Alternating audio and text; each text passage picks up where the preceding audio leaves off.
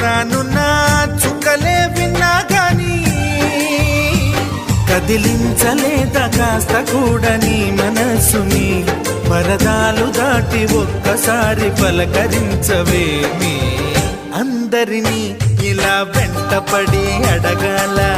సరదాగా నువ్వే ఎదురైతే సరిపోదా నిద్రపోతున్న రాత్రి నడిగా గుటికి చేరిన గువ్వల నడిగా